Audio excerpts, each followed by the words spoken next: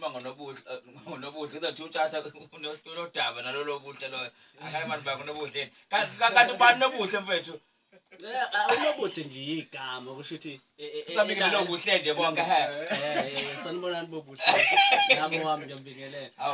kahle kahle usho ukuthi igama nje engeke ngithi mangabe ngicabanga ingoma mhlawumbe ngibona isimo eseke senza komfowethu noma udadewethu ngikwazi ukusebenzisa igama nanoma yiliphi okungeve ukuthi mhlawumbe ngisuke ngiqonde ukuthi ngisho lo muntu straight engisuke ngicula ngayo. Okay, uyakwazi ukuhlala emyalezweni indlela oqamba ngayo ingoma zakho ngicishe ngafa obhuti abahlala emakhaya uhlanya lwami ziningi kakhulu kodwa ngifuna ukubheka le engizwa kuyona njengamanje ingoma ekhuluma ngokuthi wena ungenze njani njalo uma uzoqamba khona indlela okwazi ukuthatha ngayo into eyisimodern uzoyenza ifaya kumaskandi ngale ukuthi nawe nje umfezi uhlukile kubantu abaningi ngikusho lokho mengikubuka nje ngibukela enye insizwa nje mina ongathi mayibheka kumaskandi mhlawumbe ucishe ungayitholi ngendlela izinto because ngibona nemoto lapha lesizwe lena insizwe clean nje lesizwe mathatha obona ukuthi izinto zayo zenza ngenye indlela ehlukile asikhulume ngalokho ngoba ibalekile into ukuthi uhluke yebo ngesilungu bathi ube unique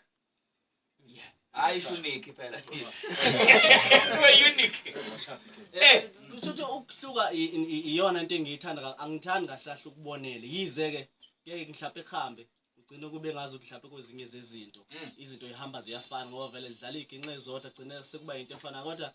ngiyangithanda ukuthi ngikushintshe lokho ngikhiphe nasebantwini ekutheni mina angisuyela umuntu abacanga ukuthi nguyena umfana nje osemncane ofuna ukuyishayela amahit ngoba nje ngicabanga mawubala usuka le kucishe ngafa onobuhle sibala amahit lapha amahit mfana kasondile kuzoba khona nenye ke engiyikhiphe noSjava lo shaya ihip hop ingoma nje ngamahit okusho ukuthi nabantu abanye abenza amahit ngiyakhona ukuhlangana nabo nabakamaskandi abafowethu bonke nobhuti abadala mhlawumbe nosisi nomama abakumindima amaskandi bayazi ngami mina angisuyena lo muntu ongazi ukuthi mhlawumbe nje ngihlukele mhlawumbe abakhona nabo ukungiqonda ukuthi ngingumuntu onjani ngani ngoba ngizehlisile phakathi kwabantu. Wena wongenze njani? Nansi le ngoma. Angavela ngagobisa iqolo. Yes.